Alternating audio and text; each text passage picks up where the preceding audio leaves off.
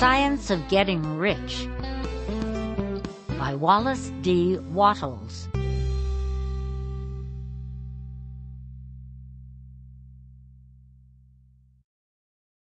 Preface. This book is pragmatical, not philosophical. A practical manual, not a treatise upon theories.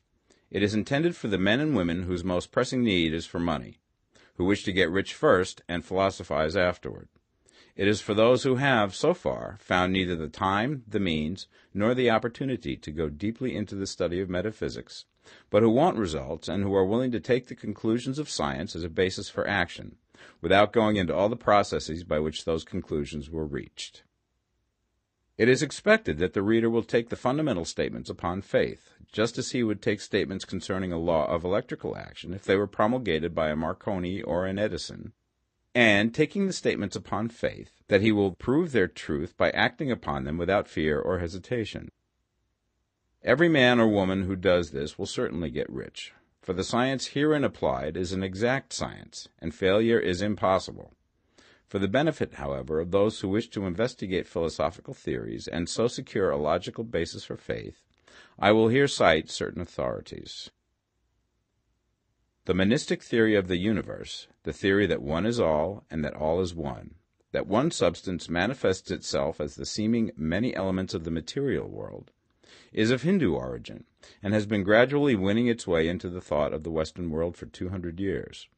It is the foundation of all the Oriental philosophies and of those of Descartes, Spinoza, Leibniz, Schopenhauer, Hegel, and Emerson. The reader who would dig to the philosophical foundations of this is advised to read Hegel and Emerson for himself. In writing this book, I have sacrificed all other considerations to plainness and simplicity of style, so that all might understand. The plan of action laid down herein was deduced from the conclusions of philosophy. It has been thoroughly tested and bears the supreme test of practical experiment. It works. If you wish to know how the conclusions were arrived at, read the writings of the authors mentioned above. And if you wish to reap the fruits of their philosophies in actual practice, read this book and do exactly as it tells you to do. The author. Chapter 1. The Right to be Rich.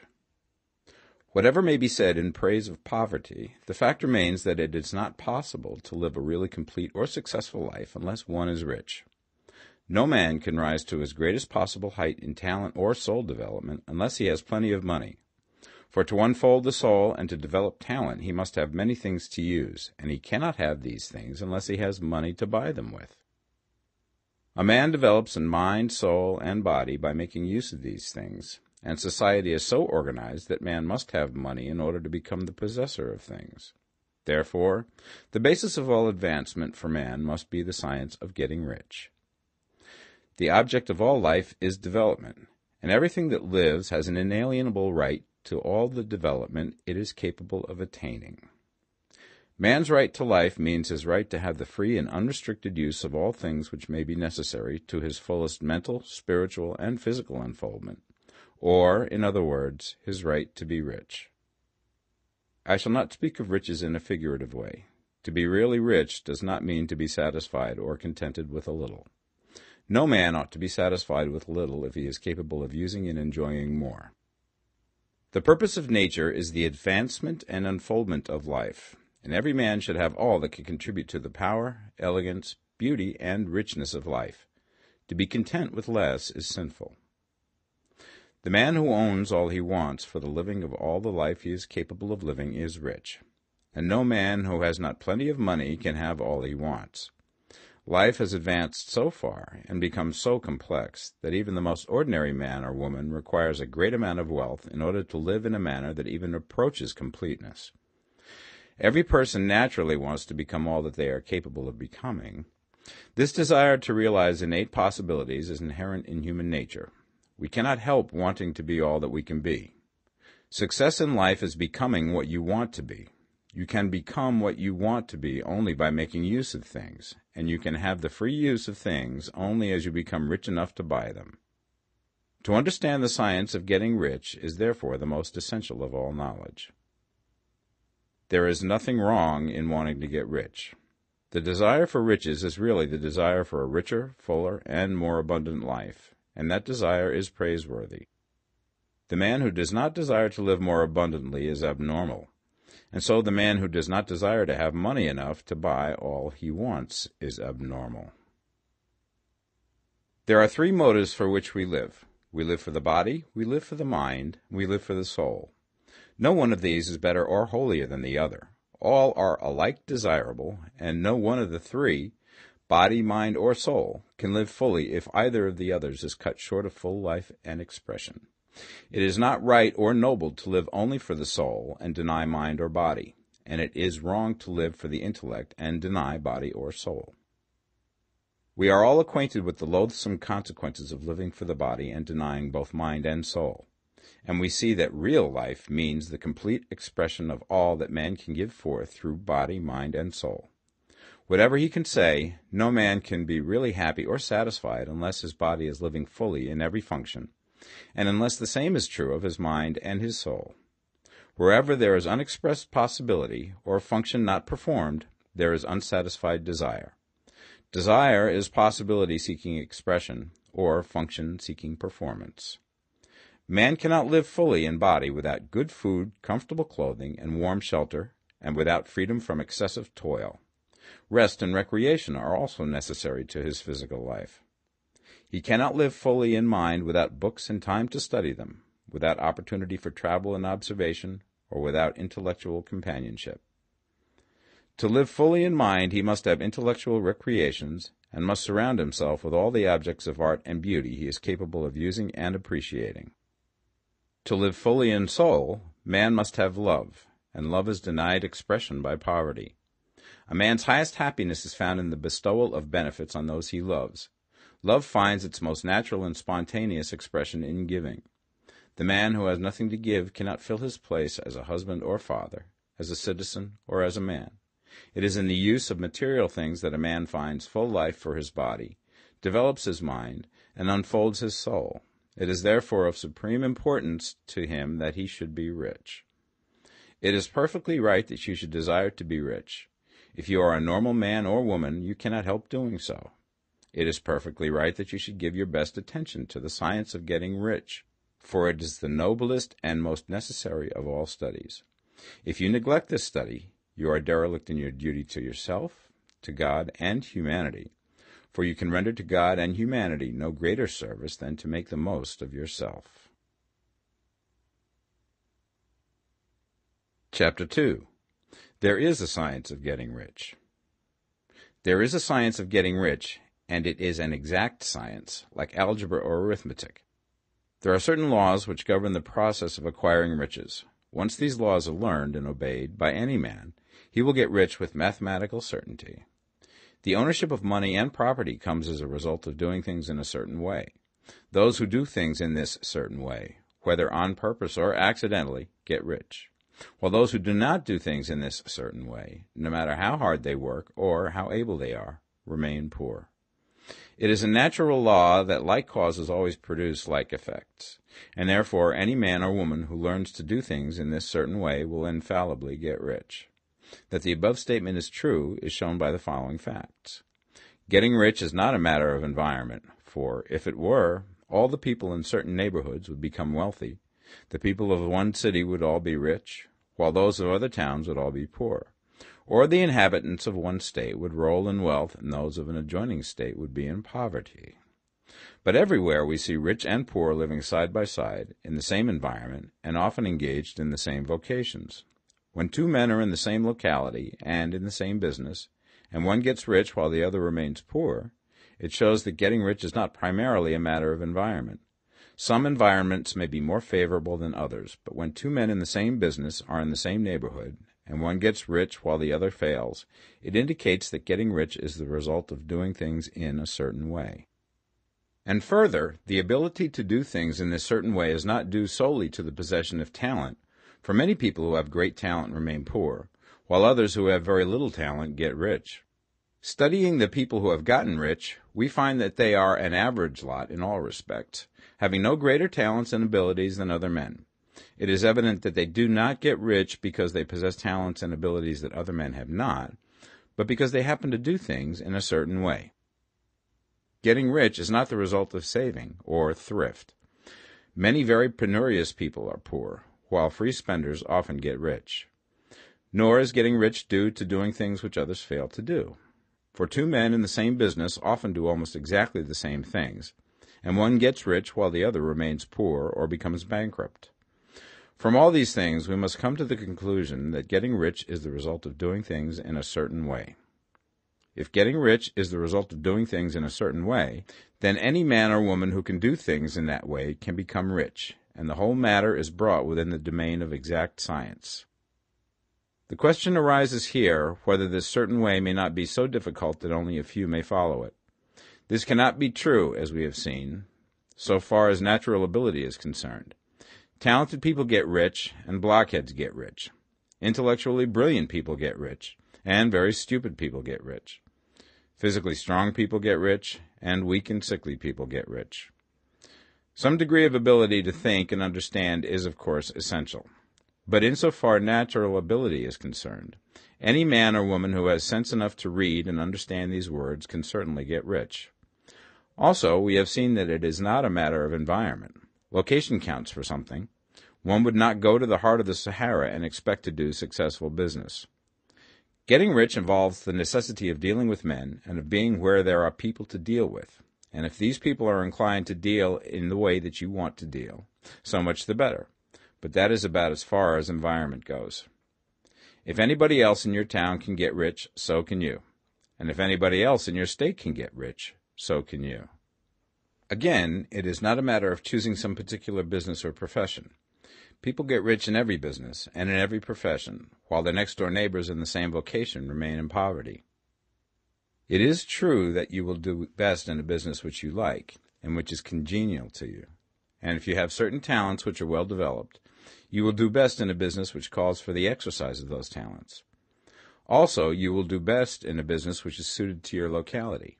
An ice cream parlor would do better in a warm climate than in Greenland, and a salmon fishery will succeed better in the Northwest than in Florida, where there are no salmon. But aside from these general limitations, getting rich is not dependent upon your engaging in some particular business, but upon your learning to do things in a certain way.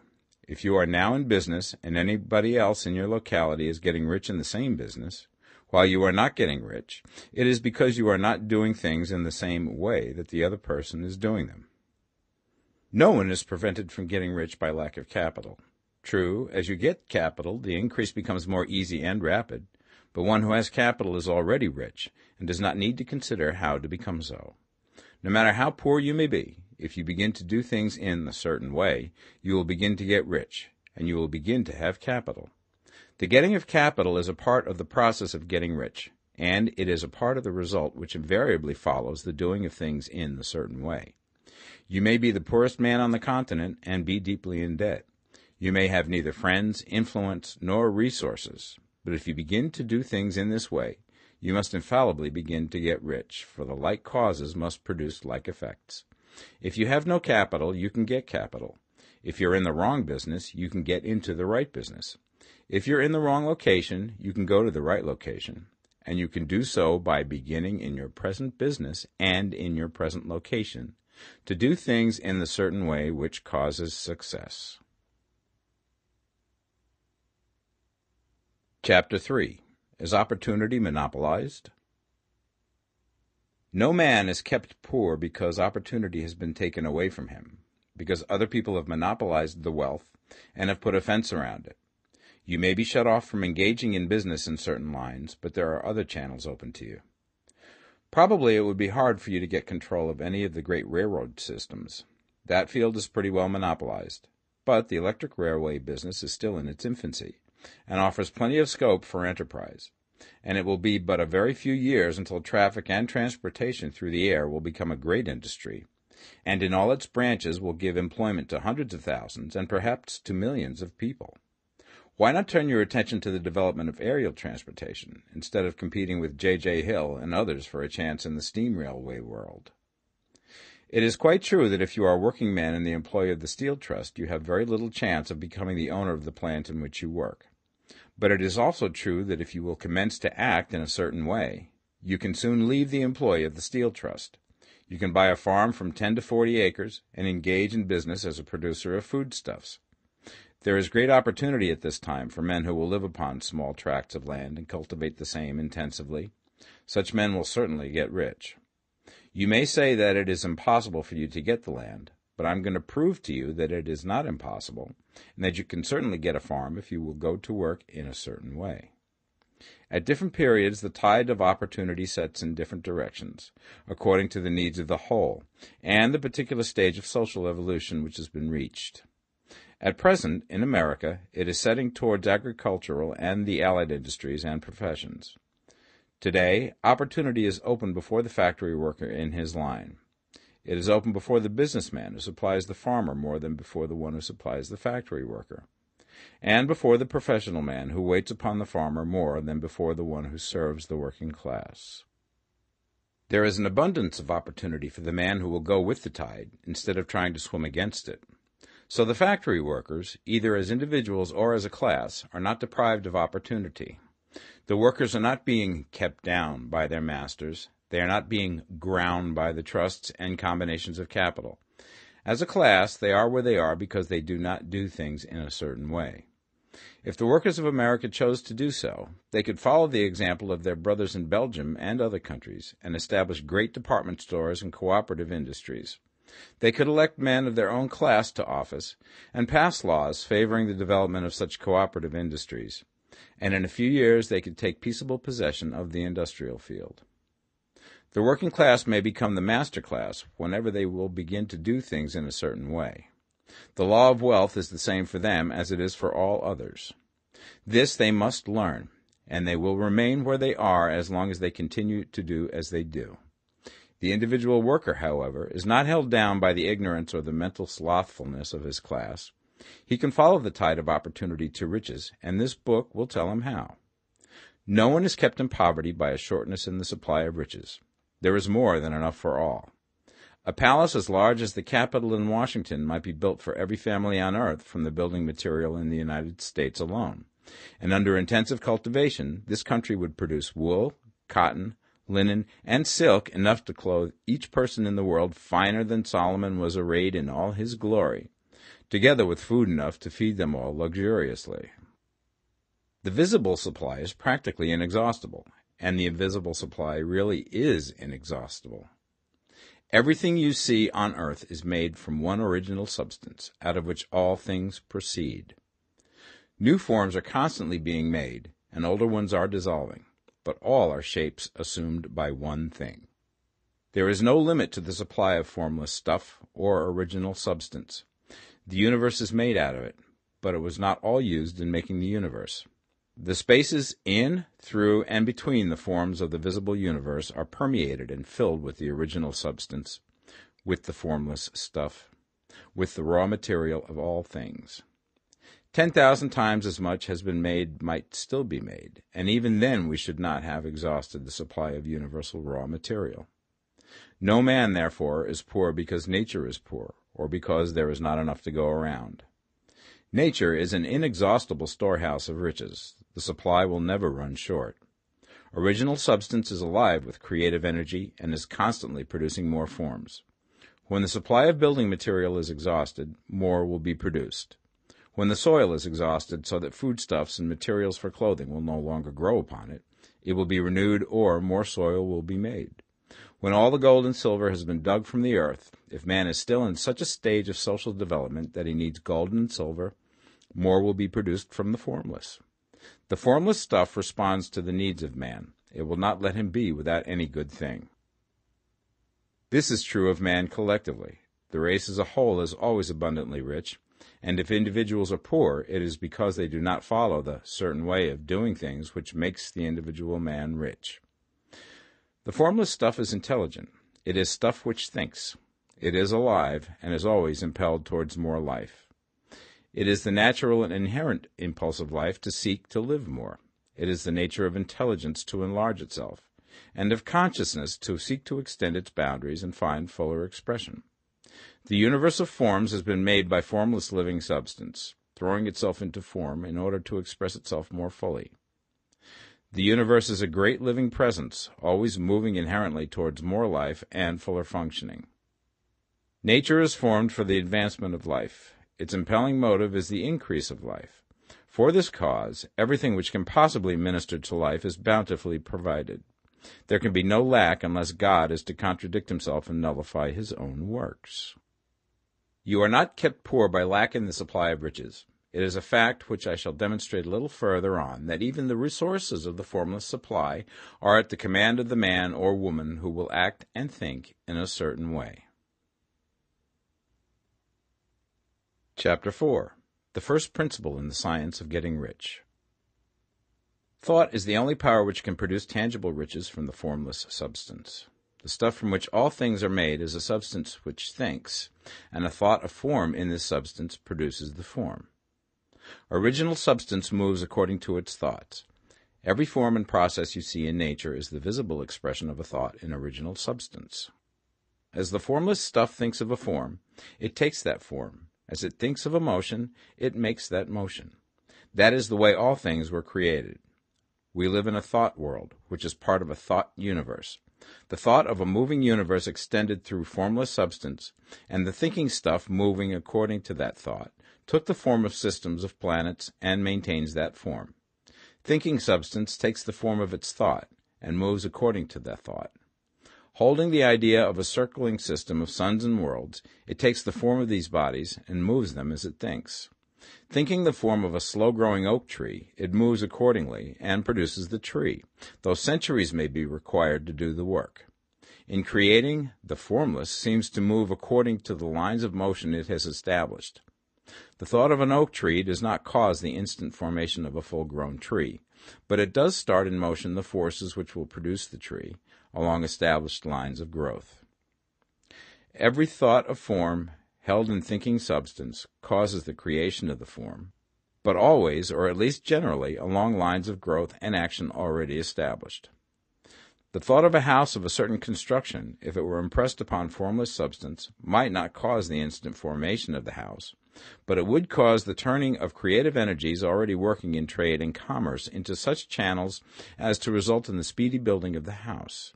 And if there were no existing channels through which the creative energy could work, then the house would be formed directly from primal substance, without waiting for the slow processes of the organic and inorganic world. No thought of form can be impressed upon original substance without causing the creation of the form. Man is a thinking center and can originate thought. All the forms that man fashions with his hands must first exist in his thought. He cannot shape a thing until he has thought that thing. And so far, man has confined his efforts wholly to the work of his hands. He has applied manual labor to the world of forms, seeking to change or modify those already existing. He has never thought of trying to cause the creation of new forms by impressing his thoughts upon formless substance. When man has a thought form, he takes material from the forms of nature and makes an image of the form which is in his mind. He has so far made little or no effort to cooperate with formless intelligence, to work with the Father. He has not dreamed that he can do what he seeth the Father doing. Man reshapes and modifies existing forms by manual labor. He has given no attention to the question whether he may not produce things from formless substance by communicating his thoughts to it. We propose to prove that he may do so, to prove that any man or woman may do so, and to show how. As our first step, we must lay down the three fundamental propositions. First, we assert that there is one original formless stuff, or substance, from which all things are made. All the seemingly many elements are but different presentations of one element. All the many forms found in organic and inorganic nature are but different shapes made from the same stuff. And this stuff is thinking stuff. A thought held in it produces the form of the thought. Thought, in thinking substance, produces shapes. Man is a thinking center, capable of original thought. If a man can communicate his thought to original thinking substance, he can cause the creation or formation of the thing he thinks about. To summarize this, there is the thinking stuff from which all things are made, and which, in its original state, permeates, penetrates, and fills the interspaces of the universe. A thought in this substance produces the thing that is imaged by the thought. Man can form things in his thought, and by impressing his thought upon formless substance, can cause the thing he thinks about to be created. It may be asked if I can prove these statements, and without going into details, I answer that I can do so, both by logic and experience. Reasoning back from the phenomena of form and thought, I come to one original thinking substance, and reasoning forward from that thinking substance, I come to man's power to cause the formation of the thing he thinks about. And by experiment, I find the reasoning true, and this is my strongest proof. If one man who reads this book gets rich by doing what it tells him to do, that is evidence in support of my claim. But if every man who does what it tells him to do gets rich, that is proof positive until someone goes through the process and fails. The theory is true until the process fails, and this process will not fail. For every man who does exactly what this book tells him to do will get rich. I have said that men get rich by doing things in a certain way, and in order to do so, men must become able to think in a certain way. A man's way of doing things is the direct result of the way he thinks about things. To do things in a way that you want to do them, you will have to acquire the ability to think the way you want to think.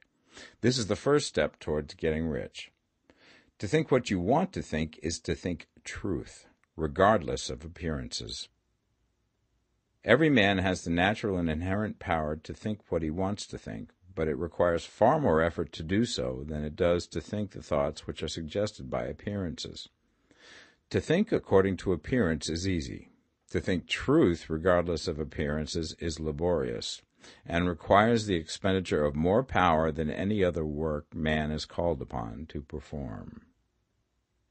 There is no labor from which most people shrink as they do from that of sustained and consecutive thought. It is the hardest work in the world. This is especially true when truth is contrary to appearances. Every appearance in the visible world tends to produce a corresponding form in the mind which observes it, and this can only be prevented by holding the thought of the truth. To look upon the appearance of disease will produce the form of disease in your own mind and ultimately in your body, unless you hold the thought of the truth, which is that there is no disease. It is only an appearance, and the reality is health. To look upon the appearances of poverty will produce corresponding forms in your own mind, unless you hold to the truth that there is no poverty, there is only abundance. To think health when surrounded by the appearance of disease, or to think riches when in the midst of appearances of poverty, requires power, but he who acquires this power becomes a master mind. He can conquer fate. He can have what he wants. This power can only be acquired by getting hold of the basic fact which is behind all appearances, and that fact is that there is one thinking substance, from which and by which all things are made. Then we must grasp the truth that every thought held in this substance becomes a form, and that man can so impress his thoughts upon it as to cause them to take form and become visible things. When we realize this, we lose all doubt and fear, for we know that we can create what we want to create, and we can get what we want to have, and can become what we want to be. As a first step towards getting rich, you must believe the three fundamental statements given previously in this chapter, and in order to emphasize them, I repeat them here. There is a thinking stuff from which all things are made, and which, in its original state, permeates, penetrates, and fills the interspaces of the universe. A thought in this substance produces the thing that is imaged by the thought. Man can form things in his thought, and, by impressing his thought upon formless substance, can cause the thing he thinks about to be created. You must lay aside all other concepts of the universe than this monistic one, and you must dwell upon this until it is fixed in your mind and has become your habitual thought. Read these creed statements over and over again. Fix every word upon your memory, and meditate upon them until you firmly believe what they say. If a doubt comes to you, cast it aside as a sin. Do not listen to arguments against this idea.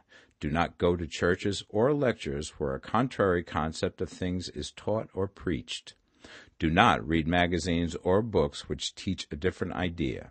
If you get mixed up in your faith, all your efforts will be in vain. Do not ask why these things are true, nor speculate as to how they can be true. Simply take them on trust. The science of getting rich begins with the absolute acceptance of this faith. Chapter 5. Increasing Life. You must get rid of the last vestige of the old idea that there is a deity whose will it is that you should be poor, or whose purposes may be served by keeping you in poverty. The intelligent substance which is all, and in all, which lives in all and lives in you, is a consciously living substance. Being a consciously living substance, it must have the nature and inherent desire of every living intelligence for increase of life.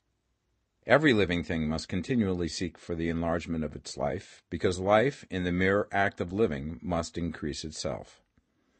A seed, dropped into the ground, springs into activity, and in the act of living produces 100 more seeds. Life, by living, multiplies itself. It is forever becoming more. It must do so if it continues to be at all. Intelligence is under the same necessity for continuous increase. Every thought we think makes it necessary for us to think another thought. Consciousness is continually expanding. Every fact we learn leads us to the learning of another fact. Knowledge is continually increasing. Every talent we cultivate brings to the mind the desire to cultivate another talent. We are subject to the urge of life, seeking expression, which ever drives us on to know more, to do more, and to be more. In order to know more, do more, and be more, we must have more. We must have things to use, for we learn and do and become only by using things. We must get rich so that we can live more. The desire for riches is simply the capacity for larger life seeking fulfillment. Every desire is the effort of an unexpressed possibility to come into action. It is power seeking to manifest which causes desire. That which makes you want more money is the same as that which makes the plant grow. It is life, seeking fuller expression. The one living substance must be subject to this inherent law of all life. It is permeated with the desire to live more. That is why it is under the necessity of creating things. The one substance desires to live more in you. Hence, it wants you to have all the things you can use. It is the desire of God that you should get rich. He wants you to get rich because he can express himself better through you if you have plenty of things to use in giving him expression. He can live more in you if you have unlimited command of the means of life. The universe desires you to have everything you want to have. Nature is friendly to your plans. Everything is naturally for you. Make up your mind that this is true. It is essential, however, that your purpose should harmonize with the purpose that is in all. You must want real life, not mere pleasure of sensual gratification. Life is the performance of function, and the individual really lives only when he performs every function, physical, mental, and spiritual, of which he is capable, without excess in any. You do not want to get rich in order to live swinishly, for the gratification of animal desires. That is not life. But the performance of every physical function is a part of life, and no one lives completely who denies the impulses of the body a normal and healthful expression. You do not want to get rich solely to enjoy mental pleasures, to get knowledge, to gratify ambition, to outshine others, to be famous. All these are a legitimate part of life, but the man who lives for the pleasures of the intellect alone will only have a partial life, and he will never be satisfied with his lot. You do not want to get rich solely for the good of others, to lose yourself for the salvation of mankind, to experience the joys of philanthropy and sacrifice. The joys of the soul are only a part of life, and they are no better or nobler than any other part. You want to get rich in order that you may eat, drink, and be merry when it is time to do these things, in order that you may surround yourself with beautiful things, see distant lands, feed your mind, and develop your intellect, in order that you may love men and do kind things, and be able to play a good part in helping the world to find truth. But remember that extreme altruism is no better and no nobler than extreme selfishness. Both are mistakes. Get rid of the idea that God wants you to sacrifice yourself for others, and that you can secure his favor by doing so. God requires nothing of the kind.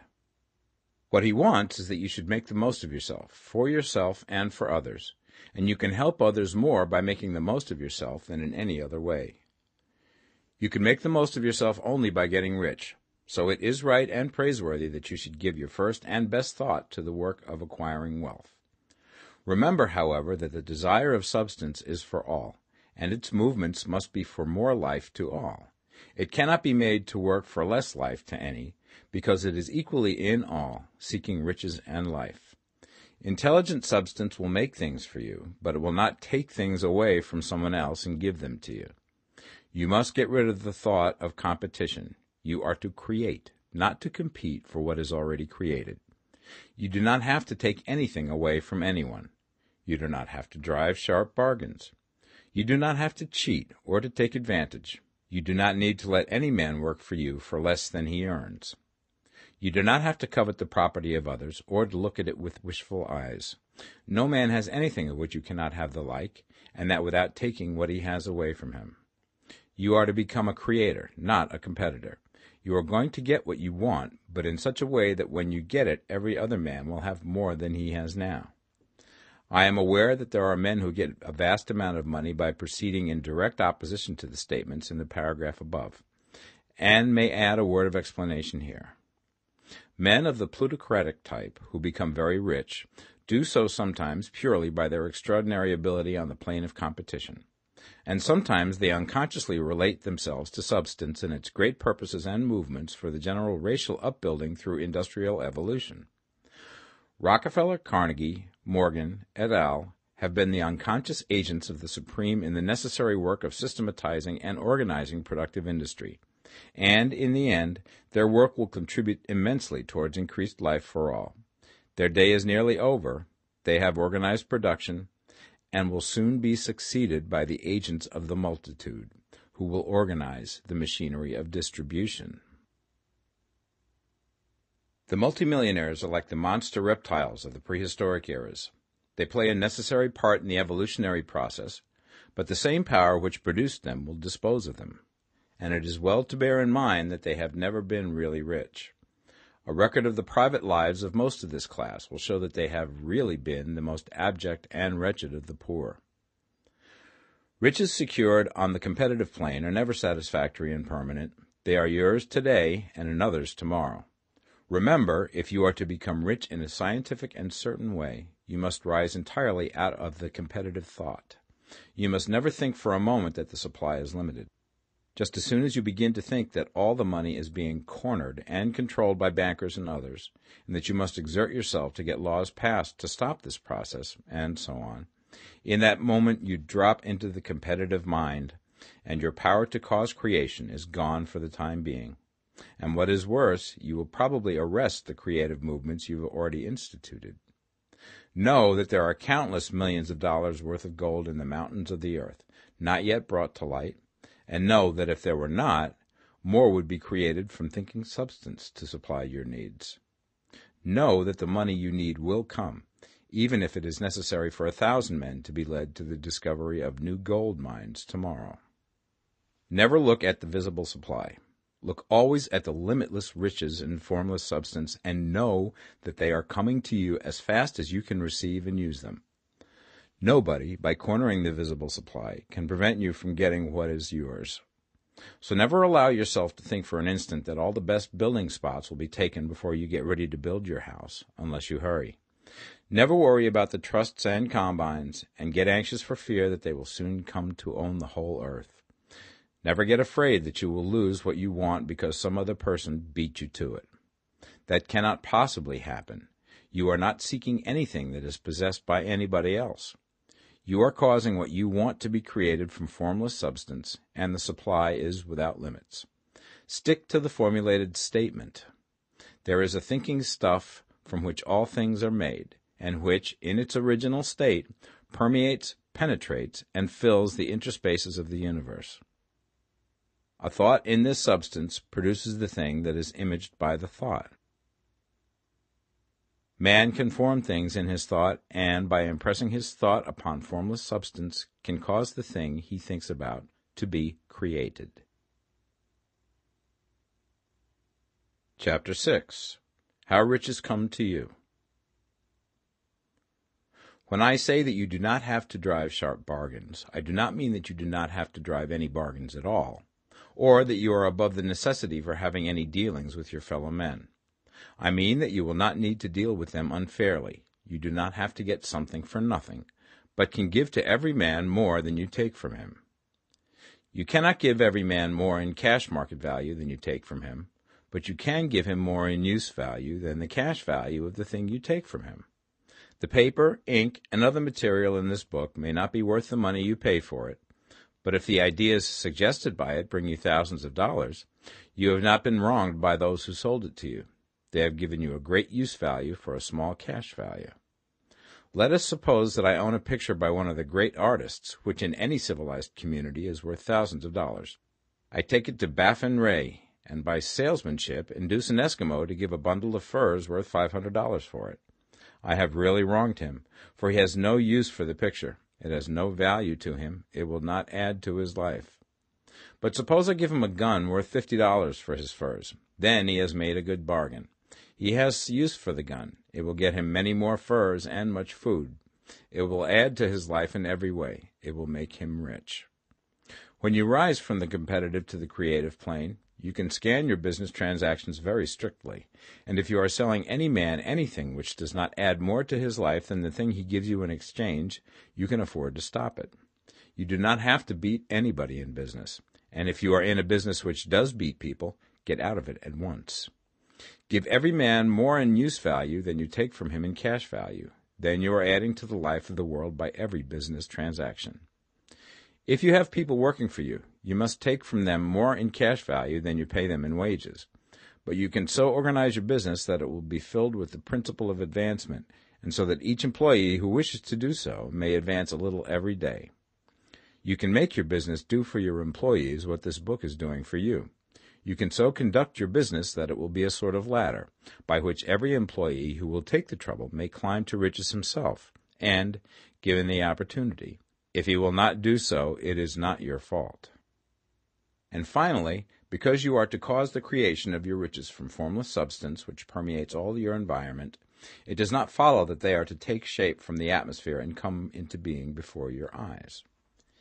If you want a sewing machine, for instance, I do not mean to tell you that you are to impress the thought of a sewing machine on thinking substance until the machine is formed without hands, in the room where you sit or elsewhere. But if you want a sewing machine, hold the mental image of it with the most positive certainty that it is being made, or is on its way to you. After once forming the thought, have the most absolute and unquestioning faith that the sewing machine is coming. Never think of it, or speak of it, in any other way than as being sure to arrive. Claim it as already yours. It will be brought to you by the power of the Supreme Intelligence, acting upon the minds of men. If you live in Maine, it may be that a man will be brought from Texas or Japan to engage in some transaction which will result in your getting what you want. If so, the whole matter will be as much to that man's advantage as it is to yours. Do not forget for a moment that the thinking substance is through all, in all, communicating with all, and can influence all. The desire of thinking substance for a fuller life and better living has caused the creation of all the sewing machines already made, and it can cause the creation of millions more, and will, whenever men set it in motion by desire and faith, and by acting in a certain way. You can certainly have a sewing machine in your house, and it is just as certain that you can have any other thing or things which you want, and which you will use for the advancement of your own life and the lives of others. You need not hesitate about asking largely. It is your Father's pleasure to give you the kingdom, said Jesus. Original substance wants to live all that is possible in you, and wants you to have all that you can or will use for the living of the most abundant life. If you fix upon your consciousness the fact that the desire you feel for the possession of riches is one with the desire of omnipotence for more complete expression, your faith becomes invincible. Once I saw a little boy sitting at a piano, and vainly tried to bring harmony out of the keys, and I saw that he was grieved and provoked by his inability to play real music. I asked him the cause of his vexation, and he answered, "I can feel the music in me, but I can't make my hands go right." The music in him was the urge of original substance, containing all the possibilities of all life. All that there is of music was seeking expression through the child. God, the one substance, is trying to live and do and enjoy things through humanity. He is saying, I want hands to build wonderful structures, to play divine harmonies, to paint glorious pictures. I want feet to run my errands, eyes to see my beauties, tongues to tell mighty truths and to sing marvelous songs, and so on. All that there is of possibility is seeking expression through men. God wants those who can play music to have pianos and every other instrument, and to have the means to cultivate their talents to the fullest extent. He wants those who can appreciate beauty to be able to surround themselves with beautiful things. He wants those who can discern truth to have every opportunity to travel and observe. He wants those who can appreciate dress to be beautifully clothed, and those who can appreciate good food to be luxuriously fed. He wants all these things because it is himself that enjoys and appreciates them.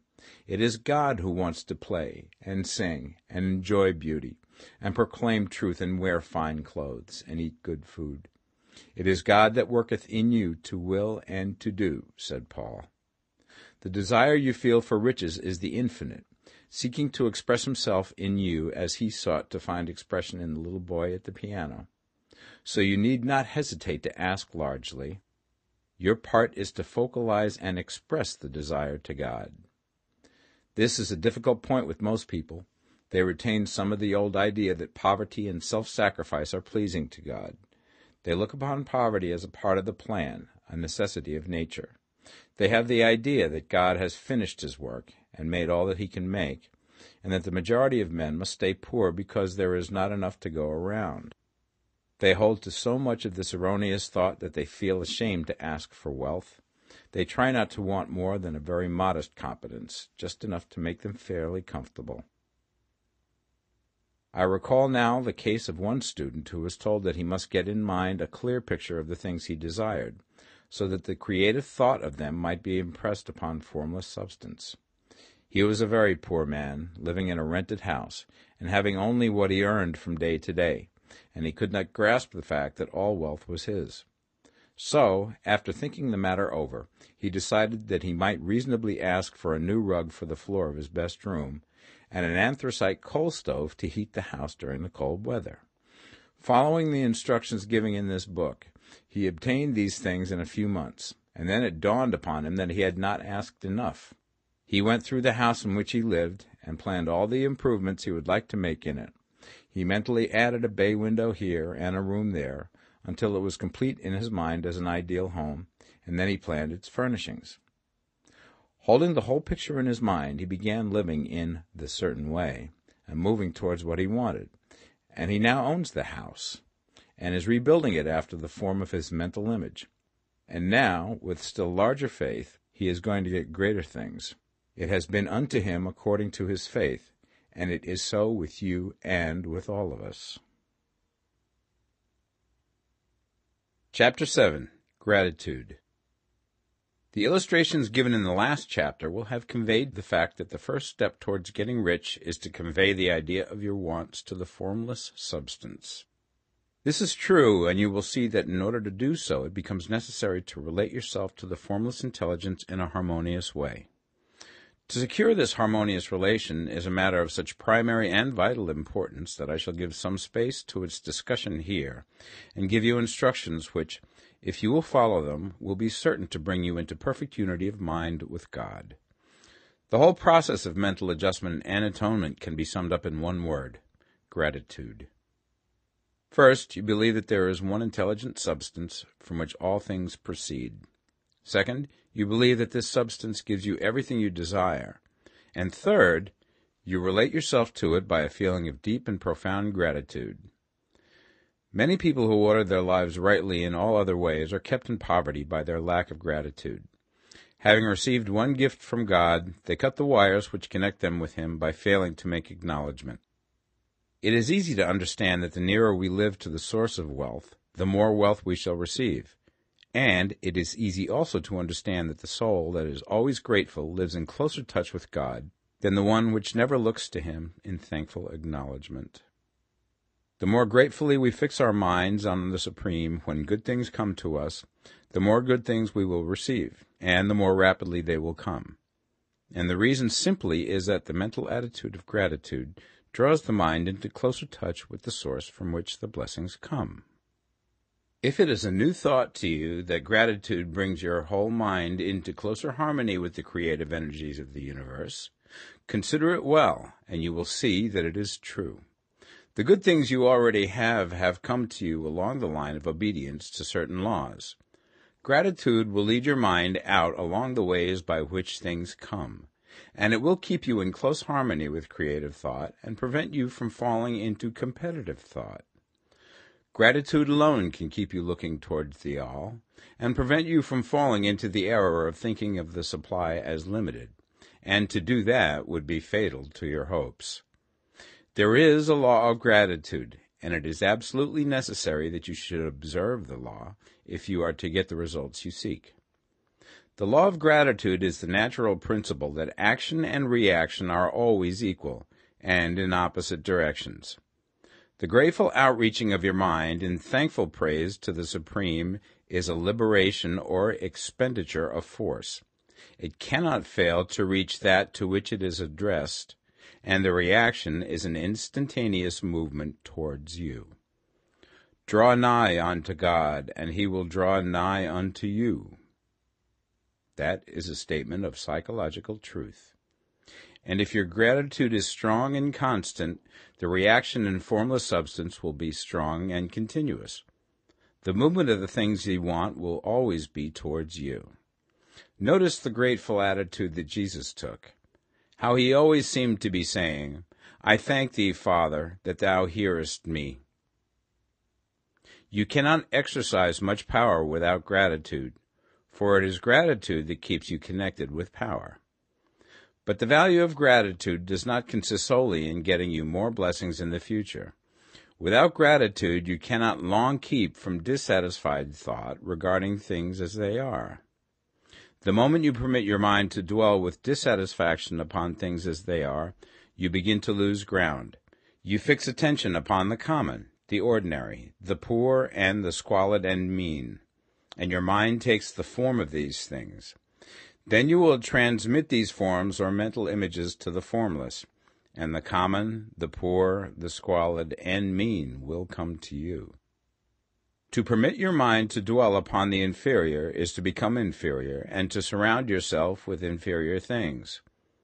On the other hand, to fix your attention on the best is to surround yourself with the best, and to become the best. The creative power within us makes us into the image of that to which we give our attention. We are thinking substance, and thinking substance always takes the form of that which it thinks about. The grateful mind is constantly fixed upon the best. Therefore it tends to become the best. It takes the form or character of the best and will receive the best. Also, faith is born of gratitude. The grateful mind continually expects good things, and expectation becomes faith. The reaction of gratitude upon one's own mind produces faith, and every outgoing wave of grateful thanksgiving increases faith. He who has no feeling of gratitude cannot long retain a living faith, and without a living faith you cannot get rich by the creative method, as we shall see in the following chapters. It is necessary, then, to cultivate the habit of being grateful for every good thing that comes to you, and to give thanks continuously. And because all things have contributed to your advancement, you should include all things in your gratitude. Do not waste time thinking or talking about the shortcomings or wrong actions of plutocrats or trust magnates. Their organization of the world has made your opportunity. All you get really comes to you because of them. Do not rage against corrupt politicians. If it were not for politicians, we should fall into anarchy, and your opportunity would be greatly lessened. God has worked a long time and very patiently to bring us up to where we are in industry and government, and he is going right on with his work.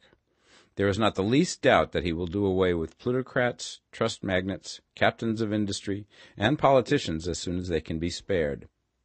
But in the meantime, behold, they are all very good. Remember that they are all helping to arrange the lines of transmission along which your riches will come to you, and be grateful to them all.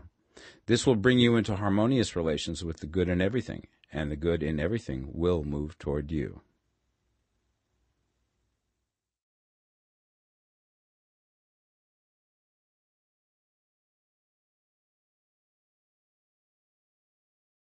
The Science of Getting Rich, Part 2. Chapter 8. Thinking in the Certain Way.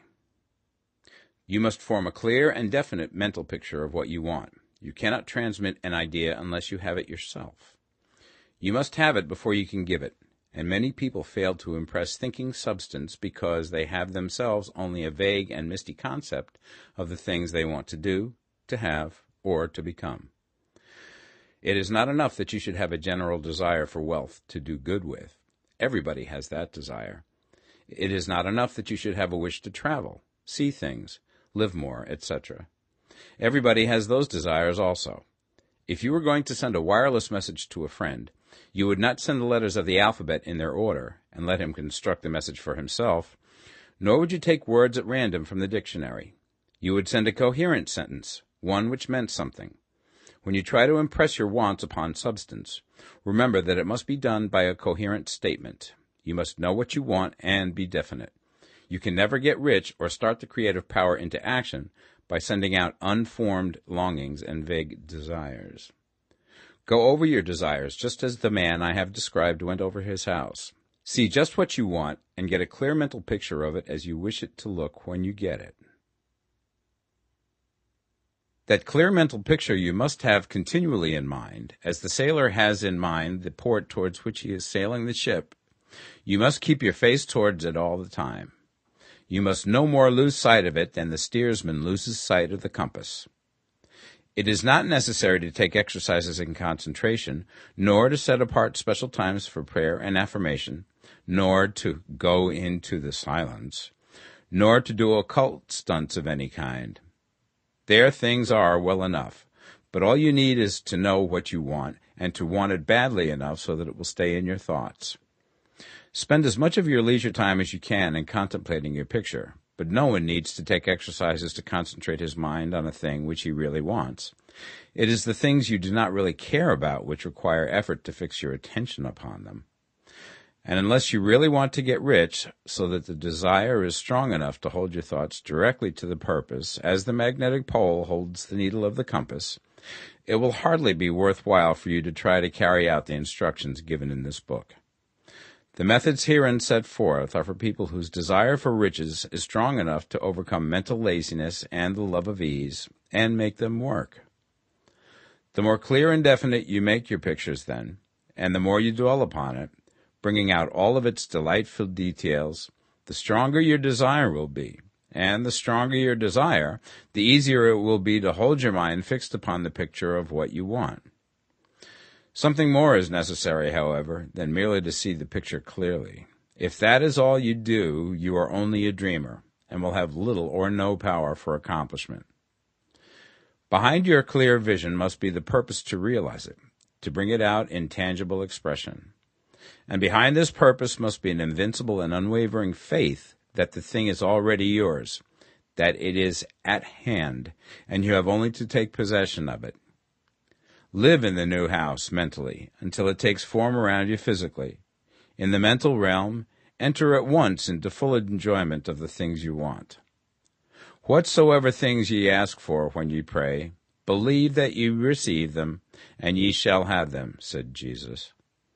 See the things you want as if they were actually around you all the time. See yourself as owning and using them. Make use of them in imagination, just as you will use them when they are your tangible possessions. Dwell upon your mental picture until it is clear and distinct, and then take the mental attitude of ownership towards everything in that picture. Take possession of it in mind, in the full faith that it is actually yours. Hold to this mental ownership. Do not waver for an instant in the faith that it is real. And remember what was said in the preceding chapter about gratitude. Be as thankful for it all the time as you expect to be when it has taken form. The man who can sincerely thank God for the things which as yet he owns only in imagination has real faith. He will get rich. He will cause the creation of whatsoever he wants. You do not need to pray repeatedly for things you want. It is not necessary to tell God about it every day. Use not vain repetitions as the heathens do, said Jesus to his pupils. For your Father knoweth that ye have need of these things before ye ask him. Your part is to intelligently formulate your desires for the things which make for a larger life, and to get these desires arranged into a coherent whole, and then to impress this whole desire upon the formless substance, which has the power and the will to bring you what you want. You do not make this impression by repeating strings of words. You make it by holding the vision with unshakable purpose to attain it, and with steadfast faith that you do attain it. The answer to your prayer is not according to your faith while you are talking, but according to your faith while you are working.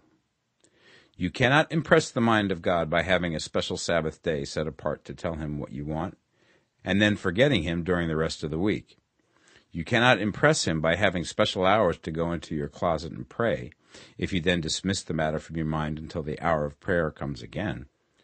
Oral prayer is well enough, and has its effect, especially upon yourself, in clarifying your vision and strengthening your faith. But it is not your oral petitions which get you what you want. In order to get rich, you do not need a sweet hour of prayer. You need to pray without ceasing.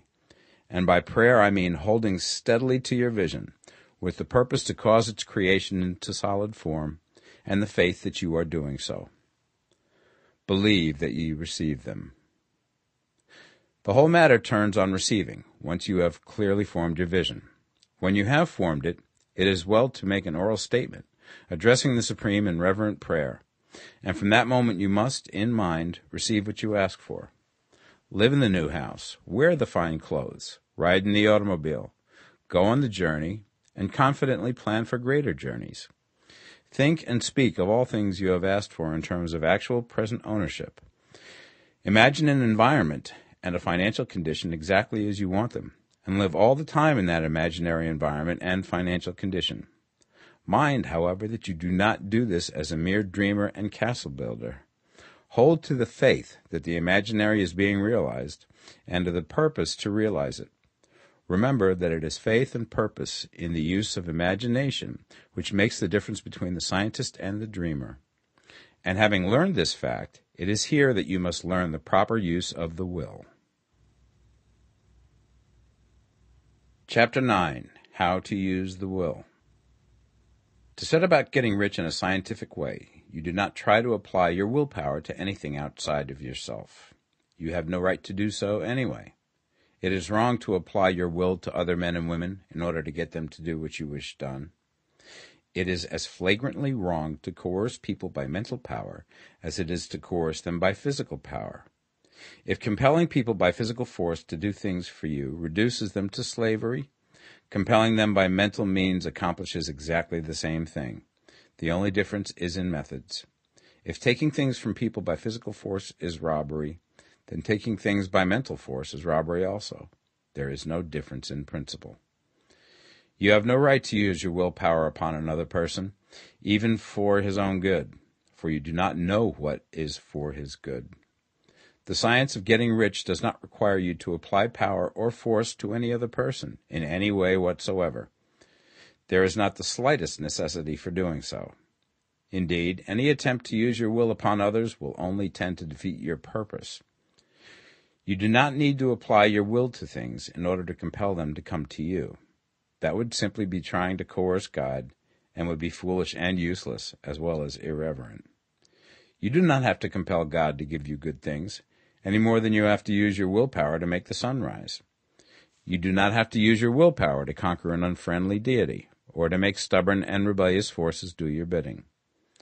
Substance is friendly to you, and is more anxious to give you what you want than you are to get it.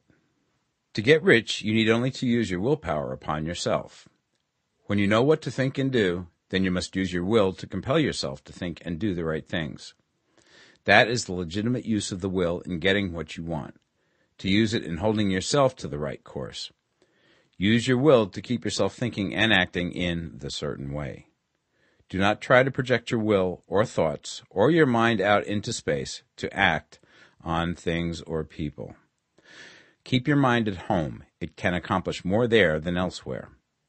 Use your mind to form a mental image of what you want, and to hold that vision with faith and purpose, and use your will to keep your mind working in the right way. The more steady and continuous your faith and purpose, the more rapidly you will get rich, because you will make only positive impressions upon substance, and you will not neutralize or offset them by negative impressions. The picture of your desires, held with faith and purpose, is taken up by the formless, and permeates it to great distances throughout the universe, for all I know.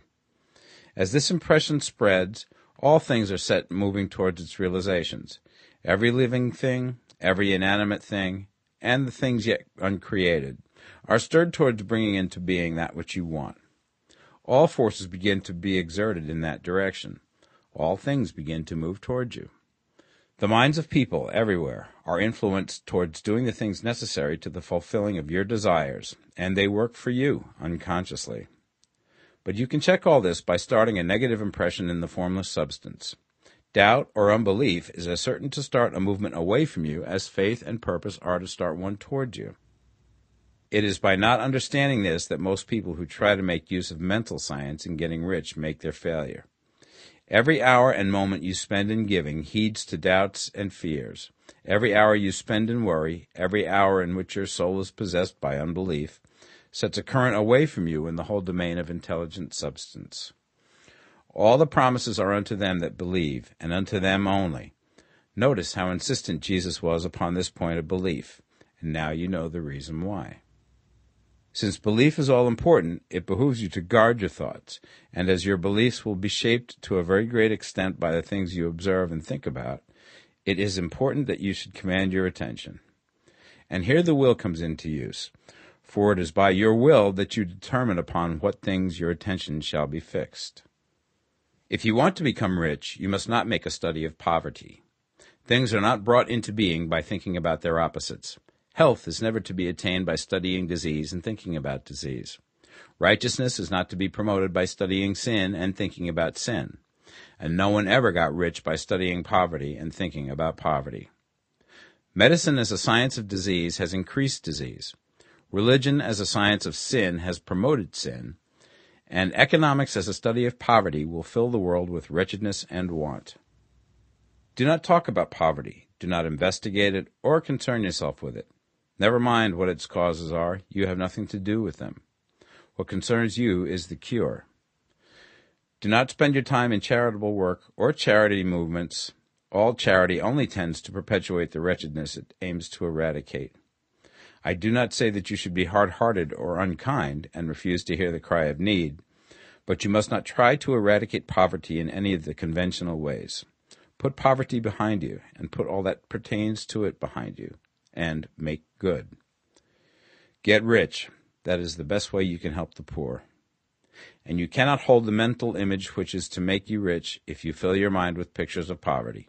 Do not read books or papers which give circumstantial accounts of the wretchedness of the tenement dwellers, of the horrors of child labor, and so on. Do not read anything which fills your mind with gloomy images of want and suffering. You cannot help the poor in the least by knowing about these things, and the widespread knowledge of them does not tend at all to do away with poverty. What tends to do away with poverty is not getting the pictures of poverty into your mind, but getting pictures of wealth into the minds of the poor. You are not deserting the poor in their misery when you refuse to allow your mind to be filled with pictures of that misery. Poverty can be done away with, not by increasing the number of well-to-do people who think about poverty, but by increasing the number of poor people who purpose with faith to get rich. The poor do not need charity, they need inspiration. Charity only sends them a loaf of bread to keep them alive in their wretchedness, or give them an entertainment to make them forget for an hour or two. But inspiration will cause them to rise out of their misery. If you want to help the poor, demonstrate to them that they can become rich. Prove it by getting rich yourself. The only way in which poverty will ever be banished from this world is by getting a large and constantly increasing number of people to practice the teachings of this book. People must be taught to become rich by creation, not by competition. Every man who becomes rich by competition throws down behind him the ladder by which he rises and keeps others down. But every man who gets rich by creation opens a way for thousands to follow him and inspires them to do so. You are not showing hardness of heart or an unfeeling disposition when you refuse to pity poverty, see poverty, read about poverty, or think or talk about it, or to listen to those who do talk about it. Use your willpower to keep your mind off the subject of poverty and to keep it fixed with faith and purpose on the vision of what you want. Chapter 10. Further Use of the Will. You cannot retain a true and clear vision of wealth if you are constantly turning your attention to opposing pictures, whether they be external or imaginary. Do not tell of your past troubles of a financial nature, if you have had them. Do not think of them at all. Do not tell of the poverty of your parents or the hardships of your early life. To do any of these things is to mentally class yourself with the poor for the time being, and it will certainly check the movement of things in your direction. Let the dead bury their dead, as Jesus said. Put poverty and all things that pertain to poverty completely behind you. You have accepted a certain theory of the universe as being correct, and are resting all your hopes of happiness on its being correct. And what can you gain by giving heed to conflicting theories? Do not read religious books which tell you that the world is soon coming to an end, and do not read the writing of muckrakers and pessimistic philosophers who tell you that it is going to the devil. The world is not going to the devil. It is going to God. It is wonderful becoming. True, there may be a good many things in existing conditions which are disagreeable, but what is the use of studying them when they are certainly passing away, and when the study of them only tends to check their passing and keep them with us? Why give time and attention to things which are being removed by evolutionary growth, when you can hasten their removal only by promoting the evolutionary growth as far as your part of it goes? No matter how horrible and seeming may be the conditions in certain countries, sections, or places, you waste your time and destroy your own chances by considering them. You should interest yourself in the world's becoming rich. Think of the riches in the world as coming to, instead of the poverty it is growing out of, and bear in mind that the only way in which you can assist the world in growing rich is by growing rich yourself through creative method, not the competitive one. Give your attention wholly to riches. Ignore poverty. Whenever you think or speak of those who are poor, think and speak of them as those who are becoming rich, as those who are to be congratulated rather than pitied. Then they and others will catch the inspiration and begin to search for the way out. Because I say that you are to give your whole time and mind and thought to riches, it does not follow that you are to be sordid or mean. To become really rich is the noblest aim you can have in life, for it includes everything else. On the competitive plane, the struggle to get rich is a godless scramble for power over other men. But when we come into the creative mind, all this is changed. All that is possible in the way of greatness and soul unfoldment, of service and lofty endeavor, comes by way of getting rich. All is made possible by the use of things. If you lack for physical health, you will find that the attainment of it is conditional on you getting rich. Only those who are emancipated from financial worry and who have the means to live a carefree existence and follow hygienic practices can have and retain health. Moral and spiritual greatness is possible only to those who are above the competitive battle for existence, and only those who are becoming rich on the plane of creative thought are free from the degrading influences of competition. If your heart is set on domestic happiness, remember that love flourishes best when there is refinement, a high level of thought, and freedom from corrupting influences.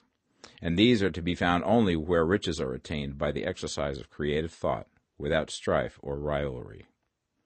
You can aim at nothing so great or noble, I repeat, as to become rich, and you must fix your attention upon your mental picture of riches, to the exclusion of all that may tend to dim or obscure the vision.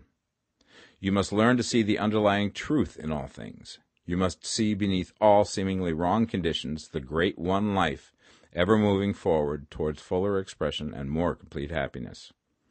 It is the truth that there is no such thing as poverty, that there is only wealth. Some people remain in poverty because they are ignorant of the fact that there is wealth for them, and these can best be taught by showing them the way to affluence in your own person and practice. Others are poor because, while they feel that there is a way out, they are too intellectually indolent to put forth the mental effort necessary to find that way and by travel it. Others still are poor because, While they have some notion of science, they have become so swamped and lost in the maze of metaphysical and occult theories that they do not know which road to take. They try a mixture of many systems and fail in all. For these, again, the very best thing to do is to show the right way in your own person and practice. An ounce of doing things is worth a pound of theorizing. The very best thing you can do for the whole world is to make the most of yourself. You can serve God and man in no more effective way than by getting rich. That is, if you get rich by the creative method and not by the competitive one. Another thing. We assert that this book gives in detail the principles of the science of getting rich. And if that is true, you do not need to read any other book upon the subject. This may sound narrow and egotistical, but consider. There is no more scientific method of computation in mathematics than by addition, subtraction, multiplication, and division. No other method is possible. There can be but one shortest distance between 2 points. There is only one way to think scientifically, and that is to think in the way that leads by the most direct and simple route to the goal. No man has yet formulated a briefer or less complex system than the one set forth herein. It has been stripped of all non-essentials. When you commence on this, lay all others aside. Put them out of your mind altogether. Read this book every day. Keep it with you. Commit it to memory, and do not think about other systems and theories. If you do, you will begin to have doubts, and to be uncertain and wavering in your thought, and then you will begin to make failures. After you have made good and become rich, you may study other systems as much as you please. But until you are quite sure that you have gained what you want, do not read anything on this line but this book, unless it be the authors mentioned in the preface. And read only the most optimistic comments on the world's news, those in harmony with your picture. Also, postpone your investigations into the occult. Do not dabble in theosophy, spiritualism, or kindred studies. It is very likely that the dead still live and are near, but if they are, let them alone. Mind your own business. Wherever the spirits of the dead may be, they have their own work to do and their own problems to solve, and we have no right to interfere with them. We cannot help them, and it is very doubtful whether they can help us, or whether we have any right to trespass upon their time if they can. Let the dead and the hereafter alone, and solve your own problem. Get rich. If you begin to mix with the occult, you will start mental cross-currents which will surely bring your hopes to shipwreck. Now, this and the preceding chapters have brought us to the following statement of basic facts. There is a thinking stuff from which all things are made, and which, in its original state, permeates, penetrates, and fills the interspaces of the universe. A thought in this substance produces the thing that is imaged by the thought. Man can form things in his thought, and, by impressing his thought upon formless substance, can cause the thing he thinks about to be created. In order to do this, man must pass from the competitive to the creative mind. He must form a clear mental picture of the things he wants, and hold this picture in his thoughts with the fixed purpose to get what he wants, and the unwavering faith that he does get what he wants, closing his mind against all that may tend to shake his purpose, dim his vision, or quench his faith. And in addition to all this, we shall now see that he must live and act in a certain way. Chapter 11. Acting in the Certain Way. Thought is the creative power, or the impelling force which causes the creative power to act. Thinking in a certain way will bring riches to you, but you must not rely upon thought alone, paying no attention to personal action. That is the rock upon which many otherwise scientific metaphysical thinkers meet shipwreck, the failure to connect thought with personal action. We have not yet reached the stage of development, even supposing such a stage to be possible, in which man can create directly from formless substance without nature's processes or the work of human hands. Man must not only think, but his personal action must supplement his thought. By thought you can cause the gold in the hearts of the mountains to be impelled towards you, but it will not mine itself, refine itself, coin itself into double eagles, and come rolling along the roads seeking its way into your pocket. Under the impelling power of the Supreme Spirit, men's affairs will be so ordered that someone will be led to mine the gold for you. Other men's business transactions will be so directed that the gold will be brought toward you, and you must so arrange your own business affairs that you may be able to receive it when it comes to you. Your thought makes all things, animate and inanimate, work to bring you what you want, but your personal activity must be such that you can rightly receive what you want when it reaches you. You are not to take it as charity, nor to steal it. You must give every man more in use value than he gives you in cash value. The scientific use of thought consists in forming a clear and distinct mental image of what you want, in holding fast to the purpose to get what you want, and in realizing with grateful faith that you do get what you want. Do not try to project your thought in any mysterious or occult way, with the idea of having it go out and do things for you. That is a wasted effort and will weaken your power to think with sanity.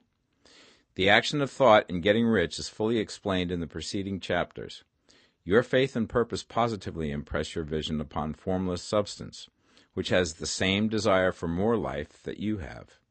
And this vision, received from you, sets all the creative forces at work in and through their regular channels of action, but directed towards you. It is not your part to guide or supervise the creative process. All you have to do with that is to retain your vision, stick to your purpose, and maintain your faith and gratitude. But you must act in a certain way, so that you can appropriate what is yours when it comes to you, so that you can meet the things you have in your picture and put them in their proper places as they arrive. You can really see the truth of this. When things reach you, they will be in the hands of other men, who will ask an equivalent for them. And you can only get what is yours by giving the other man what is his. Your pocketbook is not going to be transformed into a Fortunata's purse, which shall be always full of money without effort on your part. This is the crucial point in the science of getting rich, right here, where thought and personal action must be combined. There are very many people who, consciously or unconsciously, set the creative forces in action by the strength and persistence of their desires, but who remain poor because they do not provide for the reception of the thing they want when it comes. By thought, the thing you want is brought to you. By action, you receive it. Whatever your action is to be, it is evident that you must act now. You cannot act in the past, and it is essential to the clearness of your mental vision that you dismiss the past from your mind. You cannot act in the future, for the future is not here yet, and you cannot tell how you will want to act in any future contingency until that contingency has arrived. Because you are not in the right business or the right environment now, do not think that you must postpone action until you get into the right business or environment. And do not spend time in the present taking thought as to the best course in possible future emergencies. Have faith in your ability to meet any emergency when it arrives. If you act in the present with your mind on the future, your present action will be with a divided mind and will not be effective. Put your whole mind into present action. Do not give your creative impulse to original substance, and then sit down and wait for results. If you do, you will never get them. Act now. There is never any time but now, and there never will be any time but now. If you are ever to begin to make ready for the reception of what you want, you must begin now. And your action, whatever it is, must most likely be in your present business or employment, and must be upon the persons and things in your present environment. You cannot act where you are not, you cannot act where you have been, and you cannot act where you are going to be. You can act only where you are. Do not bother as to whether yesterday's work was well done or ill done. Do today's work well. Do not try to do tomorrow's work now. There will be plenty of time to do that when you get to it. Do not try, by occult or mystical means, to act on people or things that are out of your reach. Do not wait for a change of environment. Before you act, get a change of environment by action. You can so act upon the environment in which you are now as to cause yourself to be transferred to a better environment. Hold with faith and purpose the vision of yourself in the better environment, but act upon your present environment with all your heart and with all your strength and with all your mind. Do not spend any time in daydreaming or castle building. Hold to the one vision of what you want and act now. Do not cast about seeking some new thing to do, or some strange, unusual, or remarkable action to perform as a first step towards getting rich. It is probable that your actions, at least for some time to come, will be those you have been performing for some time past, but you are to begin now to perform these actions in a certain way, which will surely make you rich. If you are engaged in some business and feel that it is not the right one for you, do not wait until you get into the right business before you begin to act. Do not feel discouraged or sit down and lament because you are misplaced. No man was ever so misplaced that he could not find the right place, and no man ever became so involved in the wrong business but that he could get into the right business. Hold the vision of yourself in the right business, with the purpose to get into it, and the faith that you will get into it, and are getting into it, but act in your present business.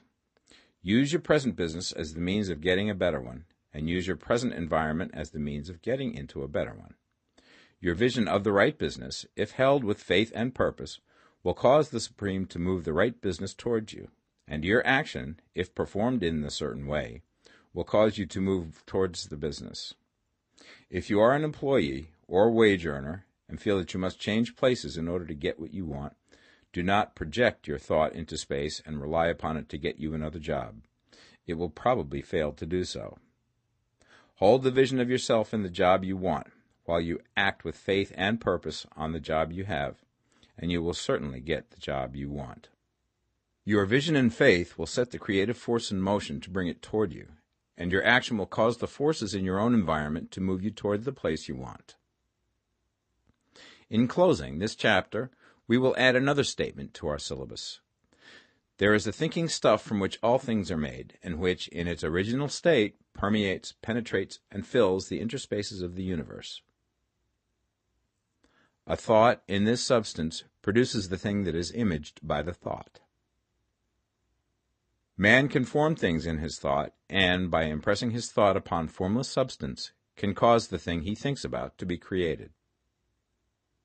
In order to do this, man must pass from the competitive to the creative mind. He must form a clear mental picture of the thing he wants, and hold this picture in his thoughts with the fixed purpose to get what he wants, and the unwavering faith that he does get what he wants, closing his mind to all that may tend to shake his purpose, dim his vision, or quench his faith. That he may receive what he wants when it comes, man must act now upon the people and things in his present environment. Chapter 12. Efficient Action.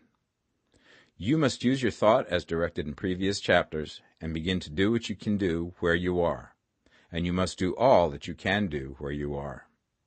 You can advance only by being larger than your present place, and no man is larger than his present place who leaves undone any of the work pertaining to that place. The world is advanced only by those who more than fill their present places. If no man quite filled his present place, you can see that there must be a going backward in everything. Those who do not quite fill their present places are dead weight upon society, government, commerce, and industry. They must be carried along by others at a great expense. The progress of the world is retarded only by those who do not fill the places they are holding. They belong to a former age and a lower stage or plane of life, and their tendency is towards degeneration. No society could advance if every man was smaller than his place. Social evolution is guided by the law of physical and mental evolution. In the animal world, evolution is caused by excess of life. When an organism has more life than can be expressed in the function of its own plane, it develops the organs of a higher plane, and a new species is originated. There never would have been new species had there not been organisms which more than filled their places. The law is exactly the same for you. Your getting rich depends upon your applying this principle to your own affairs. Every day is either a successful day or a day of failure, and it is the successful days which get you what you want. If every day is a failure, you can never get rich, while if every day is a success, you cannot fail to get rich. If there is something that may be done today, and you do not do it, you have failed in so far as that thing is concerned, and the consequences may be more disastrous than you imagine. You cannot foresee the results of even the most trivial act. You do not know the workings of all the forces that have been set moving in your behalf. Much may be depending on your doing some simple act. It may be the very thing which is to open the door of opportunity to very great possibilities. You can never know all the combinations which supreme intelligence is making for you in the world of things and of human affairs. Your neglect or failure to do some small thing may cause a long delay in getting what you want. Do, every day, all that can be done that day. There is, however, a limitation or qualification of the above that you must take into account. You are not to overwork, not to rush blindly into your business in the effort to do the greatest possible number of things in the shortest possible time. You are not to try to do tomorrow's work today, nor to do a week's work in a day. It is really not the number of things you do, but the efficiency of each separate action that counts. Every act is, in itself, either a success or a failure. Every act is, in itself, either effective or inefficient. Every inefficient act is a failure, and if you spend your life in doing inefficient acts, your whole life will be a failure. The more things you do, the worse for you if all your acts are inefficient ones. On the other hand, every efficient act is a success in itself, and if every act of your life is an efficient one, your whole life must be a success. The cause of failure is doing too many things in an inefficient manner, and not doing enough things in an efficient manner.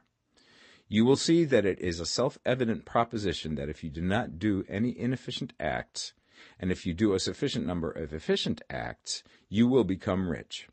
If, now, it is possible for you to make each act an efficient one, you see again that the getting of riches is reduced to an exact science, like mathematics. The matter turns, then, on the questions whether you can make each separate act a success in itself, and this you certainly can do. You can make each act a success because all power is working with you, and all power cannot fail. Power is at your service, and to make each act efficient, you have only to put power into it. Every action is either strong or weak, and when every one is strong, you are acting in the certain way which will make you rich. Every act can be made strong and efficient by holding your vision while you are doing it, and putting the whole power of your faith and purpose into it. It is at this point that the people fail who separate mental power from personal action. They use the power of the mind in one place and at one time, and they act in another place at another time. So their acts are not successful in themselves. Too many of them are inefficient. But if all power goes into every act, no matter how commonplace, every act will be a success in itself. And as in the nature of things, every success opens the way to other successes, your progress towards what you want, and the progress of what you want toward you, will become increasingly rapid. Remember that successful action is cumulative in its results.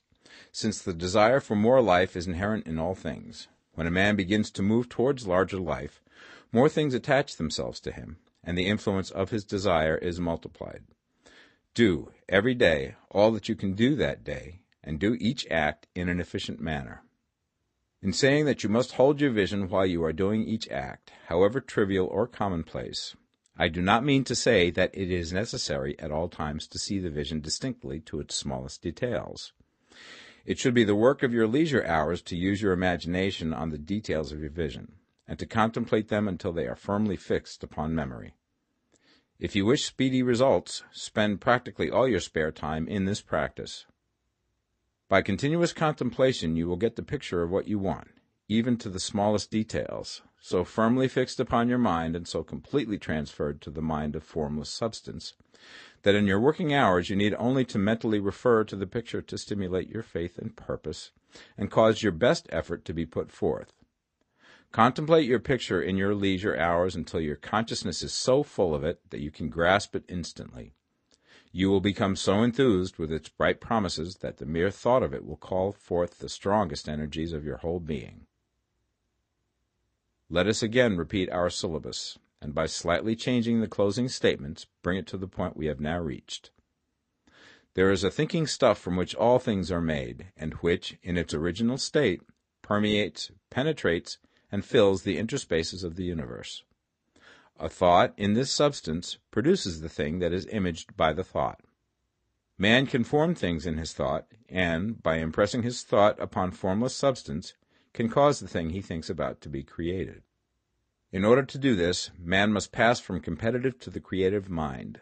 He must form a clear mental picture of the thing he wants, and do, with faith and purpose, all that can be done each day, doing each separate thing in an efficient manner. Chapter 13. Getting into the right business. Success in any particular business depends for one thing upon your possessing in a well-developed state the faculties required in that business. Without good musical faculty, no one can succeed as a teacher of music. Without well-developed mechanical faculties, no one can achieve great success in any of the mechanical trades. Without tact and the commercial faculties, no one can succeed in the mercantile pursuits. But to possess in a well-developed state the faculties required in your particular vocation does not ensure getting rich. There are musicians who have remarkable talent and who yet remain poor. There are blacksmiths, carpenters, and so on who have excellent mechanical ability, but who do not get rich. And there are merchants with good faculties for dealing with men who nevertheless fail. The different faculties are tools. It is essential to have good tools, but it is also essential that the tools should be used in the right way.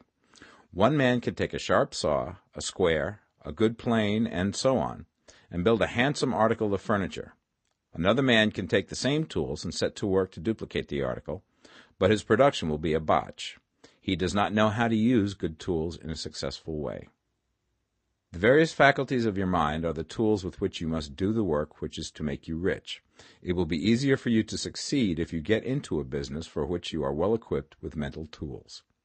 Generally speaking, you will do best in that business which will use your strongest faculties, the one for which you are naturally best fitted.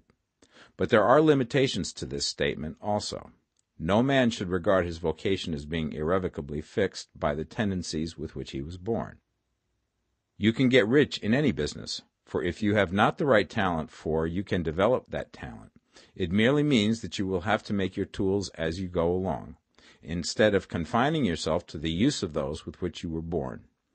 It will be easier for you to succeed in a vocation for which you already have the talents in a well-developed state, but you can succeed in any vocation, for you can develop any rudimentary talent, and there is no talent of which you have not at least the rudiment.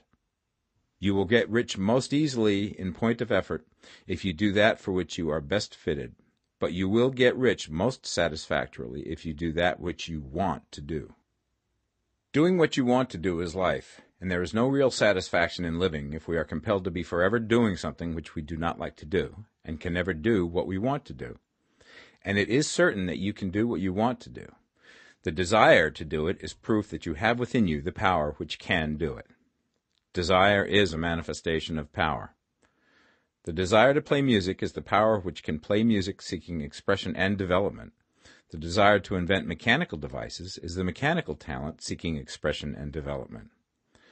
When there is no power, either developed or undeveloped, to do a thing, there is never any desire to do that thing.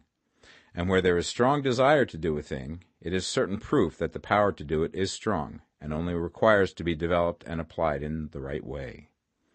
All things else being equal, it is best to select the business for which you have the best developed talent. But if you have a strong desire to engage in any particular line of work, you should select that work as the ultimate end at which you aim. You can do what you want to do, and it is your right and privilege to follow the business or avocation which will be most congenial and pleasant. You are not obliged to do what you do not like to do, and should not do it except as a means to bring you to the doing of the thing you want to do. If there are past mistakes whose consequences have placed you in an undesirable business or environment, you may be obliged for some time to do what you do not like to do. If you feel that you are not in the right vocation, do not act too hastily in trying to get into another one. The best way, generally, to change business or environment is by growth. Do not be afraid to make a sudden and radical change if the opportunity is presented, and you feel after careful consideration that it is the right opportunity. But never take sudden or radical action when you are in doubt as to the wisdom of doing so. There is never any hurry on the creative plane, and there is no lack of opportunity. When you get out of the competitive mind, you will understand that you never need to act hastily. No one else is going to beat you to the thing you want to do. There is enough for all. If one space is taken, another and a better one will be opened for you a little further on. There is plenty of time. When you are in doubt, wait. Fall back on the contemplation of your vision, and increase your faith and purpose. And by all means, in times of doubt and indecision, cultivate gratitude. A day or two spent in contemplating the vision of what you want, and in earnest thanksgiving that you are getting it, will bring your mind into such close relationship with the Supreme that you will make no mistake when you do act. There is a mind which knows all there is to know, and you can come into close unity with this mind by faith and the purpose to advance in life, if you have deep gratitude. Mistakes come from acting hastily, or from acting in fear or doubt, or in forgetfulness of the right motive, which is more life to all and less to none. As you go on in the certain way, opportunities will come to you in increasing number, and you will need to be very steady in your faith and purpose, and to keep in close touch with the all-mind by reverent gratitude. Do all that you can do in a perfect manner every day, but do it without haste, worry, or fear. Go as fast as you can, but never hurry. Remember that in the moment you begin to hurry, you cease to be a creator and become a competitor. You drop back upon the old plane again. Whenever you find yourself hurrying, call a halt. Fix your attention on the mental image of the thing you want, and begin to give thanks that you are getting it. The exercise of gratitude will never fail to strengthen your faith and renew your purpose. Chapter 14. The Impression of Increase. Whether you change your vocation or not, your actions for the present must be those pertaining to the business in which you are now engaged. You can get into the business you want by making constructive use of the business you are already established in, by doing your daily work in a certain way. And in so far as your business consists in dealing with other men, whether personally or by letter, the key thought of all your efforts must be to convey to their minds the impression of increase. Increase is what all men and women are seeking. It is the urge of the formless intelligence within them, seeking fuller expression. The desire for increase is inherent in all nature. It is the fundamental impulse of the universe. All human activities are based on the desire for increase. People are seeking more food, more clothes, better shelter, more luxury, more beauty, more knowledge, more pleasure. Increase in something, more life. Every living thing is under this necessity for continuous advancement. Where increase of life ceases, dissolution and death set in at once. Man instinctively knows this, and hence he is forever seeking more.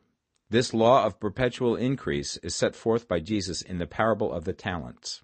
Only those who gain more retain any. From him who hath not shall be taken away even that which he hath. The normal desire for increased wealth is not an evil or a reprehensible thing. It is simply the desire for more abundant life. It is aspiration. And because it is the deepest instinct of their natures, all men and women are attracted to him who can give them more of the means of life. In following the certain way, you are getting continuous increase for yourself, and you are giving it to all with whom you deal. You are a creative center from which increase is given off to all. Be sure of this, and convey assurance of the fact to every man, woman, and child with whom you come in contact. No matter how small the transaction, even if it be only the selling of a stick of candy to a little child, put into it the thought of increase, and make sure that the customer is impressed with the thought. Convey the impression of advancement with everything you do, so that all people shall receive the impression that you are an advancing man, and that you advance all who deal with you. Even to the people whom you meet in a social way, without any thought of business, and to whom you do not try to sell anything, give the thought of increase. You can convey this impression by holding the unshakable faith that you, yourself, are in the way of increase, and by letting this faith inspire, fill, and permeate every action. Do everything that you do in the firm conviction that you are an advancing personality, and that you are giving advancement to everybody. Feel that you are getting rich, and that in doing so you are making others rich, and conferring benefits to all. Do not boast or brag of your success, or talk about it unnecessarily. True faith is never boastful. Wherever you find a boastful person, you find one who is secretly doubtful and afraid. Simply feel the faith, and let it work out in every transaction. Let every act and tone and look express the quiet assurance that you are getting rich, that you are already rich. Words will not be necessary to communicate this feeling to others. They will feel the sense of increase when in your presence and will be attracted to you again. You must so impress others that they will feel that in associating with you they will get increase for themselves. See that you give them a use value greater than the cash value you are taking from them. Take an honest pride in doing this, and let everybody know it, and you will have no lack of customers. People will go where they are given increase, and the Supreme, which desires increase in all, and which knows all, will move towards you men and women who have never heard of you. Your business will increase rapidly, and you will be surprised at the unexpected benefits which will come to you. You will be able from day to day to make larger combinations, secure greater advantages, and to go on into a more congenial vocation if you desire to do so.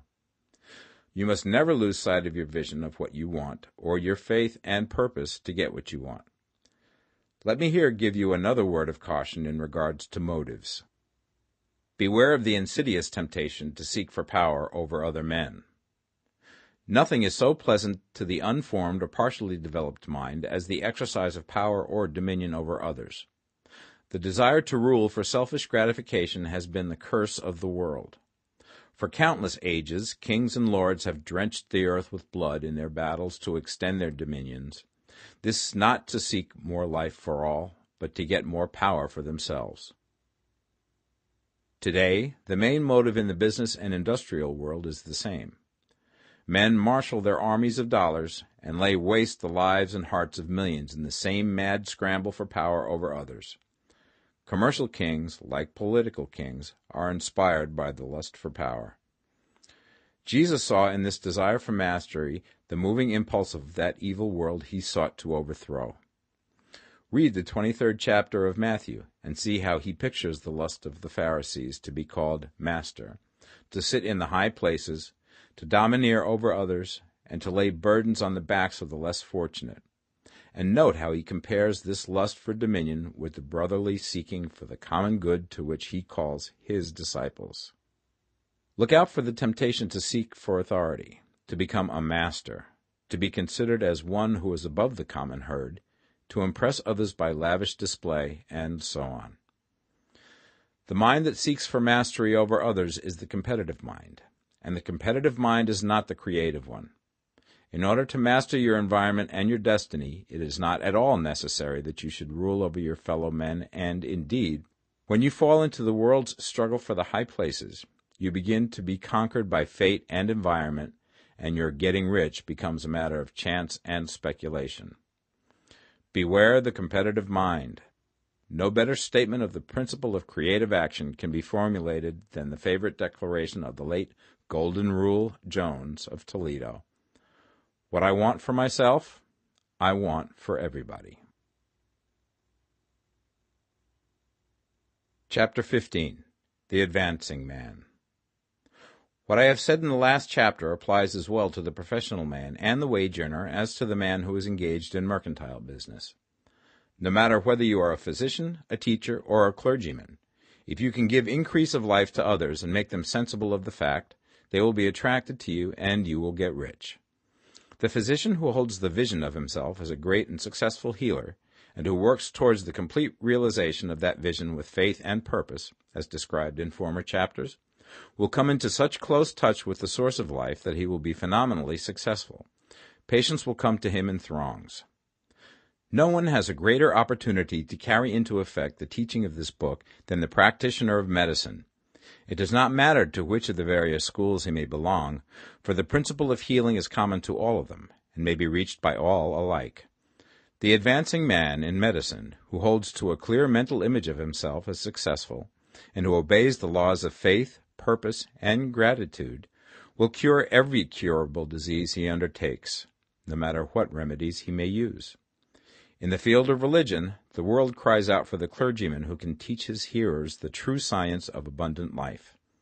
He who masters the details of the science of getting rich, together with the allied sciences of being well, of being great, and of winning love, and who teaches these details from the pulpit, will never lack for a congregation. This is the gospel that the world needs. It will give increase of life, and men will hear it gladly, and will give liberal support to the man who brings it to them. What is now needed is a demonstration of the science of life from the pulpit. We want preachers who can not only tell us how, but who, in their own persons, will show us how. We need the preacher who will himself be rich, healthy, great, and beloved, to teach us how to attain to these things, and when he comes he will find a numerous and loyal following. The same is true of the teacher who can inspire the children with the faith and purpose of the advancing life. He will never be out of a job, and any teacher who has this faith and purpose can give it to his pupils. He cannot help giving it to them if it is part of his own life and practice. What is true of the teacher, preacher, and physician is true of the lawyer, dentist, real estate man, insurance agent, of everybody. The combined mental and personal action I have described is infallible. It cannot fail. Every man and woman who follows these instructions steadily, perseveringly, and to the letter will get rich. The law of the increase of life is as mathematically certain in its operation as the law of gravitation. Getting rich is an exact science. The wage earner will find this as true of his case as of any others mentioned. Do not feel that you have no chance to get rich because you are working where there is no visible opportunity for advancement, where wages are small and the cost of living high.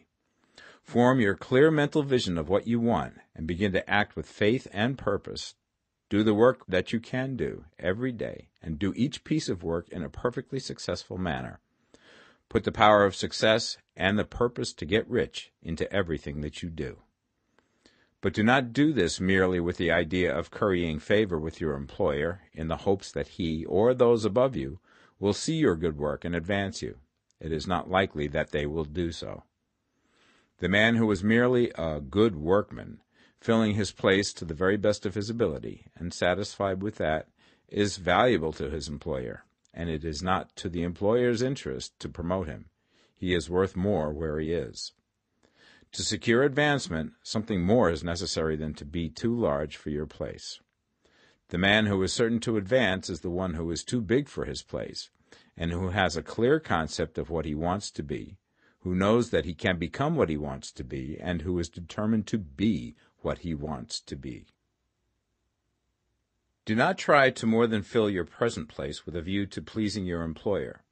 Do it with the idea of advancing yourself. Hold the faith and purpose of increase during work hours, after work hours, and before work hours. Hold it in such a way that every person who comes in contact with you, whether foreman, fellow workman, or social acquaintance, will feel the power of purpose radiating from you, so that everyone will get the sense of advancement and increase from you. Men will be attracted to you, and if there is no possibility for advancement in your present job, you will very soon see an opportunity to take another job. There is a power which never fails to present opportunity to the advancing man who is moving in obedience to law. God cannot help helping you if you act in a certain way. He must do so in order to help himself. There is nothing in your circumstances or in the industrial situation that can keep you down. If you cannot get rich working for the Steel Trust, you can get rich on a 10-acre farm. And if you begin to move in the certain way, you will certainly escape from the clutches of the Steel Trust and get on to the farm or wherever else you wish to be. If a few thousands of its employees would enter upon the certain way, the Steel Trust would soon be in a bad plight. It would have to give its working men more opportunity or go out of business. Nobody has to work for a trust. The trusts can keep men in so-called hopeless conditions only so long as there are men who are too ignorant to know of the science of getting rich, or too intellectually slothful to practice it. Begin this way of thinking and acting, and your faith and purpose will make you quick to see any opportunity to better your condition. Such opportunities will speedily come, for the Supreme, working in all and working for you, will bring them before you. Do not wait for an opportunity to be all that you want to be. When an opportunity to be more than you are now is presented, and you feel impelled toward it, take it. It will be the first step towards a greater opportunity. There is no such thing possible in this universe as a lack of opportunities for the man who is living the advancing life. It is inherent in the constitution of the cosmos that all things shall be for him and work together for his good, and he must certainly get rich if he acts and thinks in the certain way. So let wage-earning men and women study this book with great care, and enter with confidence upon the course of action it prescribes. It will not fail. Chapter 16. Some Cautions and Concluding Observations. Many people will scoff at the idea that there is an exact science of getting rich. Holding the impression that the supply of wealth is limited, they will insist that social and governmental institutions must be changed before even any considerable number of people can acquire a competence. But this is not true. It is true that existing governments keep the masses in poverty, but this is because the masses do not think and act in the certain way. If the masses begin to move forward as suggested in this book, neither governments nor industrial systems can check them. All systems must be modified to accommodate the forward movement. If the people have the advancing mind, have the faith that they can become rich, and move forward with the fixed purpose to become rich, nothing can possibly keep them in poverty. Individuals may enter upon the certain way at any time and under any government, and may make themselves rich. And when any considerable number of individuals do so under any government, they will cause the system to be so modified as to open the way for others. The more men who get rich on the competitive plane, the worse for others. The more who get rich on the creative plane, the better for others. The economic salvation of the masses can only be accomplished by getting a large number of people to practice the scientific method set down in this book and become rich. These will show others the way and inspire them with a desire for real life, with the faith it can be attained, and with the purpose to attain it. For the present, however, it is enough to know that neither the government under which you live nor the capitalistic or competitive system of industry can keep you from getting rich. When you enter upon the creative plane of thought, you will rise above all these things and become a citizen of another kingdom. But remember that your thought must be held upon the creative plane. You are never for an instant to be betrayed into regarding the supply as limited, or into acting on the moral level of competition. Whenever you do fall into old ways of thought, correct yourself instantly, for when you are in the competitive mind, you have lost the cooperation of the mind of the whole. Do not spend any time in planning as to how you will meet possible emergencies in the future, except as the necessary policies may affect your actions today. You are concerned with doing today's work in a perfectly successful manner, and not with emergencies which may arise tomorrow. You can attend to them as they come. Do not concern yourself with questions as to how you shall surmount obstacles which may loom upon your business horizon, unless you can see plainly that your course must be altered today in order to avoid them.